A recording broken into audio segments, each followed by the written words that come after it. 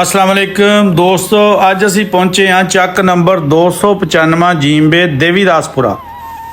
ਜ਼ਿਲ੍ਹਾ ਟੋਬਾ ਟੇਕ ਸਿੰਘ ਦਾ ਉਹ ਤਾਰੀਖੀ ਪਿੰਡ ਜਿਹੜਾ ਸਿਰਫ ਆਪਣੀ ਜ਼ਰਾਈ ਖੁਸ਼ਹਾਲੀ ਕਰਕੇ ਹੀ ਨਹੀਂ ਬਲਕਿ ਆਪਣੀ ਮੁਨਫਰਦ ਰਵਾਇਤਾਂ, ਰਸਮੋ ਰਿਵਾਜ ਤੇ ਇਹਨਾਂ ਕਾਨੂੰਨਾਂ ਕਰਕੇ ਵੀ ਪਹਿਚਾਣਿਆ ਜਾਂਦਾ ਹੈ, ਜਿਹੜੇ ਆਲੇ ਦੁਆਲੇ ਦੇ ਹੋਰ ਪਿੰਡਾਂ ਨਾਲੋਂ ਇਹਨੂੰ ਵੱਖਰੀ ਪਹਿਚਾਣ ਦਿੰਦੇ ਨੇ। ਇਹ ਉਹ ਧਰਤੀ ਹੈ ਜਿੱਥੋਂ ਪੰਜਾਬ ਦੀ ਰਵਾਇਤੀ ਖੇਲ ਕਬੱਡੀ ਨੂੰ ਐਸੇ ਸਪੂਤ ਮਿਲੇ ਜਿਨ੍ਹਾਂ ਨੇ ਨਾ ਸਿਰਫ ਮੁਲਕ ਦੇ ਮੈਦਾਨਾਂ ਨੂੰ ਗਰਮਾਇਆ ਬਲਕਿ ਦੁਨੀਆ ਭਰ ਵਿੱਚ ਪਾਕਿਸਤਾਨ ਦਾ ਸਬਜ਼ ਹਲਾਲੀ ਪਰਚਮ ਵੀ ਬੁਲੰਦ ਕੀਤਾ। ਇਹਨਾਂ ਵਿੱਚ ਸਭ ਤੋਂ ਨੁਮਾਇਆ ਨਾਂ ਹੈ ਮਨਸ਼ਾ ਗੁੱਜਰ ਦਾ, ਜਿਨ੍ਹਾਂ ਨੇ 3 ਵਰਲਡ ਕੱਪ ਤੇ ਦੁਨੀਆ ਦੇ ਕਈ ਮੁਲਕਾਂ ਵਿੱਚ ਪਾਕਿਸਤਾਨ ਦੀ ਨੁਮਾਇੰਦਗੀ ਕਰਕੇ ਆਪਣੀ ਸਲਾਹੀਅਤ ਦਾ ਲੋਹਾ ਮਨਵਾਇਆ। ਪਰ ਦੇਵੀਦਾਸਪੁਰਾ ਦੀ ਕਹਾਣੀ ਸਿਰਫ ਖੇਲ ਤੱਕ ਮਹਿਦੂਦ ਨਹੀਂ। ਇਸ ਪਿੰਡ ਦਾ ਨਾਂ ਆਪਣੇ ਅੰਦਰ ਇੱਕ ਪੂਰੀ ਤਾਰੀਖ ਸਾਂਭੀ ਬੈਠਾ ਹੈ। ਤਕਸੀਮੇ ਹਿੰਦ ਤੋਂ ਪਹਿਲਾਂ ਚੜ੍ਹਦੇ ਪੰਜਾਬ ਦੇ ਜ਼ਿਲ੍ਹਾ ਅੰਮ੍ਰਿਤਸਰ ਤਹਿਸੀਲ ਜੰਡਿਆਲਾ ਪਿੰਡ ਦੇਵੀਦਾਸਪੁਰਾ ਨਾਲ ਜੁੜੇ ਹੋਏ ਸਿੱਖ ਬਰਾਦਰੀ ਦੇ ਲੋਕ ਹਿਜਰਤ ਕਰਕੇ ਸਾਂਦਲਬਾਰ ਦੇ ਇਸ ਇਲਾਕੇ ਵਿੱਚ ਆ ਬਸੇ ਤੇ ਆਪਣੇ ਪੁਰਾਣੇ ਵਤਨ ਦੀ ਯਾਦ ਨੂੰ ਜ਼ਿੰਦਾ ਰੱਖਦਿਆਂ ਹੋਇਆਂ ਆਪਣੇ ਨਵੇਂ ਪਿੰਡ ਦਾ ਨਾਂ ਦੇਵੀਦਾਸਪੁਰਾ ਰੱਖ ਦਿੱਤਾ। ਇਹ ਸਿਰਫ ਇੱਕ ਨਾਂ ਨਹੀਂ ਬਲਕਿ ਤਾਰੀਖ, ਹਿਜਰਤ ਤੇ ਵਿਰਸੇ ਨਾਲ ਜੁੜੀ ਇੱਕ ਜ਼ਿੰਦਾ ਦਾਸਤਾਨ ਹੈ। ਸੋ ਆਓ ਅੱਜ ਅਸੀਂ ਇਸ ਤਾਰੀਖੀ ਪਿੰਡ ਦੀਆਂ ਗਲੀਆਂ, ਉਹਦੀਆਂ ਰਿਵਾਇਤਾਂ, ਖੇਲ, ਤਾਰੀਖ ਤੇ ਉਹਨਾਂ ਦਿਲਚਸਪ ਹਕਾਇਕ ਨੂੰ ਜਾਣਦੇ ਹਾਂ ਜਿਹੜੇ ਸ਼ਾਇਦ ਤੁਸੀਂ ਅੱਜ ਤੋਂ ਪਹਿਲਾਂ ਕਦੀ ਨਾ ਸੁਣੇ ਹੋਣਗੇ। ਤੇ ਜੇ ਤੁਸੀਂ ਪੰਜਾਬ ਦੀ ਅਸਲ ਤਹਿਜ਼ੀਬ, ਤਾਰੀਖ ਤੇ ਪਿੰਡਾਂ ਦੀ ਅਨੋਖੀ ਜ਼ਿੰਦਗੀ ਨੂੰ ਪਸੰਦ ਕਰਦੇ ਹੋ ਤੇ ਵੀਡੀਓ ਨੂੰ ਆਖਰ ਤੱਕ ਜ਼ਰੂਰ ਵੇਖਿਓ।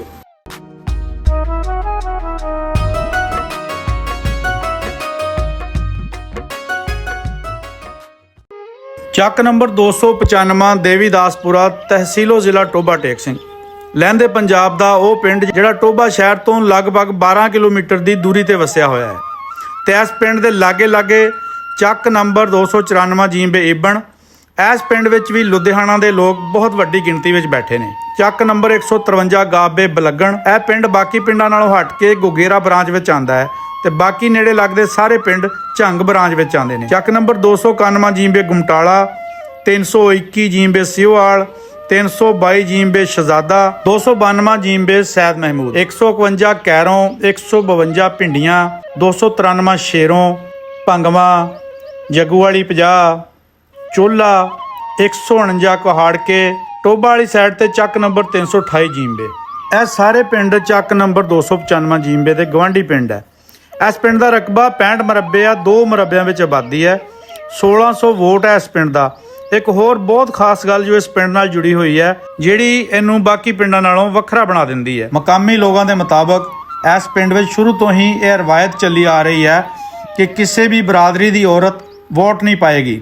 ਇਹ ਸਿਰਫ ਇੱਕ ਖਾਨਦਾਨ ਜਾਂ ਇੱਕ ਬਰਾਦਰੀ ਦਾ ਫੈਸਲਾ ਨਹੀਂ ਬਲਕਿ ਪਿੰਡ ਦੇ ਲੋਕਾਂ ਦੇ ਮੁਤਾਬਕ ਇਹ ਪੂਰੇ ਪਿੰਡ ਦੀ ਇਜਤਮਾਈ ਰਵਾਇਤ ਹੈ ਤੇ ਉਹ ਦਾਅਵਾ ਕਰਦੇ ਨੇ ਕਿ ਇਸ ਮਾਮਲੇ ਉੱਤੇ ਪਿੰਡ ਦੇ ਅੰਦਰ ਕੋਈ ਇਖਤਲਾਫ ਸਾਹਮਣੇ ਨਹੀਂ ਆਇਆ। ਇਸ ਪਿੰਡ ਵਿੱਚ ਇੱਕ ਵੱਡੀ ਆਬਾਦੀ ਰਾਜਪੂਤ ਬਰਾਦਰੀ ਦੀ ਹੈ। ਮਕਾਮੀ ਬਜ਼ੁਰਗਾਂ ਦਾ ਕਹਿਣਾ ਹੈ ਕਿ ਉਹਨਾਂ ਦੇ ਸ਼ੁਰੂ ਤੋਂ ਹੀ ਪਰਦੇ ਦੀ ਰਵਾਇਤ ਕਾਫੀ ਮਜ਼ਬੂਤ ਰਹੀ ਹੈ ਤੇ ਇਸ ਵਜ੍ਹਾ ਨਾਲ ਔਰਤਾਂ ਦਾ ਪੋਲਿੰਗ ਸਟੇਸ਼ਨ ਜਾ ਕੇ ਵੋਟ ਪਾਣਾ ਵੀ ਇਸ ਰਵਾਇਤ ਦਾ ਹਿੱਸਾ ਨਹੀਂ ਬਣ ਸਕਿਆ। ਵਕਤ ਦੇ ਨਾਲ ਹੋਰ ਬਰਾਦਰੀ ਨੇ ਵੀ ਇਸ ਮਕਾਮੀ ਰਵਾਇਤ ਨੂੰ ਬਰਕਰਾਰ ਰੱਖਿਆ। ਅਲਬੱਤਾ ਇਹ ਗੱਲ ਜ਼ਰੂਰ ਯਾਦ ਰੱਖਣੀ ਚਾਹੀਦੀ ਹੈ ਕਿ ਪਾਕਿਸਤਾਨ ਦੇ ਆਇਨ ਤੇ ਇੰਤਖਾਬੀ ਕਵਾਨੀਨ ਦੇ ਮੁਤਾਬਕ ਵੋਟ ਪਾਣਾ ਹਰ ਬਾਲਗ ਸ਼ਹਿਰੀ ਖਾ ਮਰਦ ਹੋਵੇ ਜਾਂ ਔਰਤ ਉਸ ਦਾ ਕਾਨੂੰਨੀ ਹੱਕ ਹੈ। ਇਸ ਲਈ ਇਹ ਰਵਾਇਤ ਮਕਾਮੀ ਸਮਾਜੀ ਰਵਾਇਤ ਦੇ ਤੌਰ ਤੇ ਬਿਆਨ ਕੀਤੀ ਜਾ ਰਹੀ ਹੈ, ਨਾ ਕਿ ਕਾਨੂੰਨ ਦੀ ਵਜ਼ਾਹਤ ਦੇ ਤੌਰ ਤੇ। ਸਾਡੀ ਇਸ ਵੀਡੀਓ ਦਾ ਮਕਸਦ ਸਿਰਫ ਇਸ ਪਿੰਡ ਦੀ ਇੱਕ ਮੁਨਫਰਦ ਸਮਾਜੀ ਰਵਾਇਤ ਨੂੰ ਤੁਹਾਡੇ ਸਾਹਮਣੇ ਰੱਖਣਾ ਹੈ। ਹਰ ਇਲਾਕੇ ਦੀਆਂ ਆਪਣੀਆਂ ਰਵਾਇਤਾਂ, ਸੋਚਾਂ ਤੇ ਤਰੀਕੇ ਹੁੰਦੇ ਨੇ ਤੇ ਵਕਤ ਦੇ ਨਾਲ ਕਈ ਰਵਾਇਤਾਂ ਬਦਲ ਜਾਂਦੀਆਂ ਨੇ ਤੇ ਕਈ ਬਰਕਰਾਰ ਰਹਿੰਦੀਆਂ ਨੇ। ਹੁਣ ਤੁਸੀਂ ਸਾਨੂੰ ਜ਼ਰੂਰ ਦੱਸੋ ਕਿ ਤੁਹਾਡੇ ਇਲਾਕੇ ਵਿੱਚ ਵੀ ਇਸ ਤਰ੍ਹਾਂ ਦੀਆਂ ਕੋਈ ਮੁਨਫਰਦ ਰਵਾਇਤਾਂ ਮੌਜੂਦ ਨੇ ਤੇ ਇਸ ਰਵਾਇਤ ਬਾਰੇ ਤੁਹਾਡੀ ਕੀ ਰਾਏ ਹੈ। ਆਪਣਾ ਖਿਆਲ ਮੁਹੱਜ਼ਬ ਅੰਦਾਜ਼ ਵਿੱਚ ਕਮੈਂਟ ਵਿੱਚ ਜ਼ਰੂਰ ਕਰਿਓ, ਕਿਉਂਕਿ ਮੁਖਤਲਿਫ ਰਾਏ ਦਾ ਇਹਤਰਾਮ ਕਰਨਾ ਹੀ ਇੱਕ ਮੁਹੱਜ਼ਬ ਮਾਸ਼ਰੇ ਦੀ ਪਹਿਚਾਣ ਹੈ। ਚੱਕ ਨੰਬਰ 295 ਦੇਵੀਦਾਸਪੁਰਾ ਵਿੱਚ ਇੰਟਰ ਹੁੰਦਿਆਂ ਹੀ ਤੁਹਾਨੂੰ ਪੁਰਾਣੇ ਬੋਰਡਾਂ ਦੀ ਇੱਕ ਲੰਬੀ ਕਤਾਰ ਨਜ਼ਰ ਆਵੇਗੀ, ਜਿਸ ਦੇ ਥੱਲੇ ਸਿਆਣੇ ਬਜ਼ੁਰਗ ਤੇ ਮਾਲ ਡੰਗਰ ਬੰਨਿਆ ਹੁੰਦਾ ਹੈ। ਇਹ ਕੁਦਰਤੀ ਖੂਬਸੂਰਤੀ ਹਰ ਪਿੰਡ ਵਿੱਚ ਵੇਖਣ ਨੂੰ ਨਹੀਂ ਮਿਲਦੀ। ਇਸ ਬਾਜ਼ਾਰ ਨੂੰ ਬੋੜਾਂ ਵਾਲਾ ਬਾਜ਼ਾਰ ਵੀ ਕਿਹਾ ਜਾਂਦਾ ਹੈ। ਮਨਸ਼ਾ ਗੁੱਜਰ ਪਾਕਿਸਤਾਨ ਦਾ ਫਖਰ। ਇਸ ਪਿੰਡ ਦਾ ਸਭ ਤੋਂ ਰੋਸ਼ਨ ਸਿਤਾਰਾ ਹੈ ਮਨਸ਼ਾ ਗੁੱਜਰ। ਮਨਸ਼ਾ ਗੁੱਜਰ ਸਿਰਫ ਮਕਾਮੀ ਖਿਲਾੜੀ ਨਹੀਂ ਬਲਕਿ ਪਾਕਿਸਤਾਨ ਦੀ ਨੁਮਾਇੰਦਗੀ ਕਰਨ ਵਾਲਾ ਇੰਟਰਨੈਸ਼ਨਲ ਕਬੱਡੀ ਸਟਾਰ ਹੈ। ਮਨਸ਼ਾ ਗੁੱਜਰ ਨੇ ਪਾਕਿਸਤਾਨ ਲਈ 3 ਵਰਲਡ ਕੱਪ, 3 ਏਸ਼ੀਆ ਕੱਪ ਤੇ ਦੁਨੀਆ ਦੇ ਕਈ ਮੁਲਕਾਂ ਦੇ ਦੌਰੇ ਕੀਤੇ ਔਰ ਪਾਕਿਸਤਾਨ ਦੇ ਸਬਜ਼ ਹਲਾਲੀ ਪਰਚਮ ਨੂੰ बुलंद किया। जिथे भी पाकिस्तान की टीम गई उत्थे मनशा गुजर ने अपनी बेहतरीन कारकर्दगी नाल साबित किया कि पंजाब की मिट्टी हमेशा हीरे पैदा करती है। ਮਨਸ਼ਾ ਗੁਜਰ ਇੱਕ ਇੰਤਹਾਈ ਸਾਦਾ, ਮਿਲਨਸਾਰ ਤੇ ਪਿਆਰ ਕਰਨ ਵਾਲਾ ਜੀ ਹੈ, ਜਿਸ ਨੂੰ ਪੂਰਾ ਪਿੰਡ, ਚਾਹੇ ਉਹ ਲੋਕ ਕਿਸੇ ਵੀ ਬਰਾਦਰੀ ਦੇ ਹੋਣ, ਮਨਸ਼ਾ ਗੁਜਰ ਨੂੰ ਬਹੁਤ ਪਿਆਰ ਕਰਦੇ ਨੇ ਤੇ ਅੱਜ ਵੀ ਨੌਜਵਾਨ ਇਸ ਸਟਾਰ ਖਿਲਾੜੀ ਨੂੰ ਆਪਣਾ ਰੋਲ ਮਾਡਲ ਸਮਝਦੇ ਨੇ। ਦੇਵੀਦਾਸਪੁਰਾ ਦੀ ਪਹਿਚਾਣ ਸਿਰਫ ਕਬੱਡੀ ਤੱਕ ਮਹਿਦੂਦ ਨਹੀਂ, ਜ਼ਰਾਈ ਮੈਦਾਨ ਵਿੱਚ ਸਰਸਬਜ਼ ਖੇਤ, ਦੇਸੀ ਮਾਹੌਲ ਤੇ ਮਹਿਮਾਨ ਨਵਾਜ਼ੀ ਇਸ ਪਿੰਡ ਦੀ ਖੂਬਸੂਰਤੀ ਨੂੰ ਚਾਰ ਚੰਦ ਲਾ ਦਿੰਦੀ ਹੈ। ਇੱਥੇ ਰਹਿਣ ਵਾਲੇ ਲੋਕ ਮਿਹਨਤੀ, ਮਿਲਨਸਾਰ ਤੇ ਆਪਣੀਆਂ ਰਵਾਇਤਾਂ ਨਾਲ ਜੁੜੇ ਹੋਏ ਨੇ। ਪਹਿਲੇ ਦਿਨ ਤੋਂ ਹੀ ਇਸ ਪਿੰਡ ਵਿੱਚ ਕਬੱਡੀ ਖੇਡਦੇ ਬਹੁਤ ਨਾਮੀ ਗ੍ਰਾਮੀ ਖਿਡਾਰੀ ਗਰਾਊਂਡਾਂ ਦੀ ਜ਼ੀਨਤ ਬਣੇ ਨੇ। ਬੇਸ਼ੱਕ ਉਹ ਪਾਕਿਸਤਾਨ ਦੀ ਟੀਮ ਦਾ ਹਿੱਸਾ ਨਹੀਂ ਬਣ ਸਕੇ, ਪਰ ਮਕਾਮੀ ਲੈਵਲ ਤੇ ਇਸ ਪਿੰਡ ਦਾ ਕਬੱਡੀ ਵਿੱਚ ਇੱਕ ਵੱਡਾ ਨਾਮ ਹੈ। ਅੱਜ ਦੀ ਗੱਲ ਕਰੀਏ ਤਾਂ ਨਾਸਰ ਰੇਲਵੇ ਪੁਲਿਸ, ਰਾਣਾ ਸੁਹੇਲ, ਰਾਣਾ ਸਦਾਮ, ਮਜ਼ਰ, ਮੈਰੀ ਜੋੜਾ, ਰਾਣਾ ਵਾਹਦ ਤੇ ਉਸਤਾਦ ਬਾਰੀ ਔਰ ਖਾਲਦ ਫੌਜੀ ਦਾ ਨਾਮ ਨਾਮੀ ਪਲੇਅਰਾਂ ਵਿੱਚ ਆਉਂਦਾ ਹੈ, ਜਿਹੜੇ ਅੱਜ ਵੀ ਕਿਸੇ ਨਾ ਕਿਸੇ ਤਰ੍ਹਾਂ ਆਪਣੇ ਪਿੰਡ ਦਾ ਨਾਮ ਰੋਸ਼ਨ ਕਰ ਰਹੇ ਨੇ। 2 ਨੰਬਰਦਾਰ ਨੇ ਇਸ ਪਿੰਡ ਦੇ ਜਨਾਬ ਰਾਣਾ ਫਖਰ ਸਾਹਿਬ ਤੇ ਜਨਾਬ ਰਾਣਾ ਸਰਦਾਰ ਅਲੀ ਸਾਹਿਬ। ਤਾਲੀਮ ਦੀ ਗੱਲ ਕਰੀਏ ਤਾਂ ਇਸ ਪਿੰਡ ਵਿੱਚ ਮੁੰਡਿਆਂ ਦਾ ਸਕੂਲ 10ਵੀਂ ਤੱਕ ਹੈ ਤੇ ਕੁੜੀਆਂ ਦਾ ਸਕੂਲ ਵੀ 8ਵੀਂ ਤੱਕ ਹੈ। ਬਾਕੀ ਪਿੰਡਾਂ ਦੀ ਤਰ੍ਹਾਂ ਇਸ ਪਿੰਡ ਵਿੱਚ ਵੀ ਪ੍ਰਾਈਵੇਟ ਸਕੂਲ ਮੌਜੂਦ ਹੈ। ਦੋਸਤੋ, ਚੱਕ ਨੰਬਰ 295 ਜੀਂਬੇ ਦੇਵੀਦਾਸਪੁਰਾ ਸਿਰਫ ਆਪਣੀ ਤਾਰੀਖ, ਸਕਾਫਤ ਤੇ ਕਬੱਡੀ ਦੇ ਨਾਮਵਰ ਖਿਡਾਰੀਆਂ ਦੀ ਵਜ੍ਹਾ ਤੋਂ ਹੀ ਮਸ਼ਹੂਰ ਨਹੀਂ, ਬਲਕਿ ਮਜ਼ਹਬੀ ਹਵਾਲੇ ਨਾਲ ਵੀ ਇਹ ਪਿੰਡ ਖਾਸ ਅਹਿਮੀਅਤ ਰੱਖਦਾ ਹੈ। ਇਸ ਪਿੰਡ ਵਿੱਚ 5 ਮਸੀਤਾਂ ਹੈ, ਜਿੱਥੇ ਰੋਜ਼ਾਨਾ 5 ਵਕਤ ਨਮਾਜ਼ਾਂ ਅਦਾ ਕੀਤੀਆਂ ਜਾਂਦੀਆਂ ਨੇ। ਇਸ ਦੇ ਨਾਲ ਨਾਲ ਪਿੰਡ ਵਿੱਚ ਦੀਨੀ ਮਦਰਸਾ ਕਾਇਮ ਹੈ, ਜਿੱਥੇ ਬੱਚੇ ਤੇ ਨੌਜਵਾਨ ਕੁਰਾਨ ਪਾਕ ਦੀ ਤਾਲੀਮ, ਨਾਜ਼ਰਾ, ਹਿਫਜ਼ ਤੇ ਬੁਨਿਆਦੀ ਦੀਨੀ ਤਾਲੀਮ ਸਿੱਖ ਰਹੇ ਨੇ।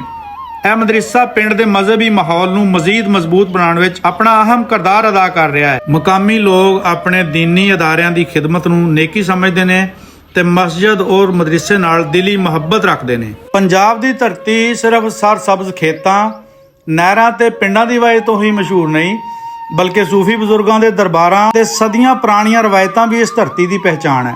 ਅੱਜ ਅਸੀਂ ਗੱਲ ਕਰ ਰਹੇ ਹਾਂ ਚੱਕ ਨੰਬਰ 295 ਜੀਂਬੇ ਦੇਵੀਦਾਸਪੁਰਾ। ਇਸ ਪਿੰਡ ਵਿੱਚ ਦਰਬਾਰ ਬਾਬਾ ਰੁਲੀਆ ਸ਼ਾਹ ਤੇ ਬਾਬਾ ਦਿੱਤੇ ਸ਼ਾਹ ਦੀ, ਜਿੱਥੇ ਹਰ ਸਾਲ ਇੱਕ ਮੁਨਫਰਦ ਤੇ ਤਾਰੀਖੀ ਮੇਲਾ ਲੱਗਦਾ ਹੈ। ਇਹ ਮੇਲਾ ਹਰ ਸਾਲ 19 ਨਵੰਬਰ ਯਾਨੀ ਮੱਘਰ ਦੀ 4 ਤਰੀਕ ਨੂੰ ਸਜਾਇਆ ਜਾਂਦਾ ਹੈ ਤੇ ਪੰਜਾਬ ਦੇ ਮੁਖਤਲਿਫ ਜ਼ਿਲ੍ਹਿਆਂ ਤੋਂ ਹਜ਼ਾਰਾਂ ਅਕੀਦਤਮੰਦ ਜ਼ਾਇਰੀਨ ਤੇ ਤਮਾਸ਼ਾਈ ਇਸ ਮੌਕੇ ਉੱਤੇ ਹਾਜ਼ਰ ਹੁੰਦੇ ਨੇ। ਮੇਲੇ ਦੇ ਦੌਰਾਨ ਦਰਬਾਰ ਦੇ ਹਾਤੇ ਵਿੱਚ ਮਹਿਫਿਲ ਜ਼ਿਕਰ, ਦੁਆਵਾਂ, ਲੰਗਰ ਤੇ ਹੋਰ ਮਜ਼ਹਬੀ ਸਰਗਰਮੀਆਂ ਜਾਰੀ ਰਹਿੰਦੀਆਂ ਨੇ। ਇਸ ਮੇਲੇ ਦੀ ਸਭ ਤੋਂ ਮੁਨਫਰਦ ਰਵਾਇਤ ਉਹ ਮੰਜ਼ਰ ਹੈ ਜਿਸ ਨੂੰ ਵੇਖਣ ਲਈ ਦੂਰ ਦੂਰ ਤੋਂ ਲੋਕ ਆਉਂਦੇ ਨੇ। ਮਕਾਮੀ ਰਵਾਇਤ ਦੇ ਮੁਤਾਬਕ ਜ਼ਿਕਰ ਤੇ ਵਜਦ ਦੇ ਦੌਰਾਨ ਬਾਜ਼ ਮਲੰਗ ਇਸ ਕਫੀਅਤ ਵਿੱਚ ਚਲੇ ਜਾਂਦੇ ਨੇ, ਜਿਨ੍ਹਾਂ ਨੂੰ ਮਕਾਮੀ ਜ਼ੁਬਾਨ ਵਿੱਚ ਹਾਲ ਆ ਜਾਣਾ ਆਖਿਆ ਜਾਂਦਾ ਹੈ। ਮਕਾਮੀ ਇੰਤਜ਼ਾਮੀਆਂ ਤੇ ਖਿਦਮਤਗੁਜ਼ਾਰਾਂ ਦੇ ਮੁਤਾਬਕ ਇਸ ਹਾਲਤ ਦੌਰਾਨ ਬਾਜ਼ ਮਲੰਗਾਂ ਨੂੰ ਰੱਸਾਂ ਨਾਲ ਮਹਿਫੂਜ਼ ਤਰੀਕੇ ਨਾਲ ਬੰਨ੍ਹ ਕੇ ਦਰਖਤਾਂ ਨਾਲ ਉਲਟਾ ਲਟਕਾਇਆ ਜਾਂਦਾ ਹੈ।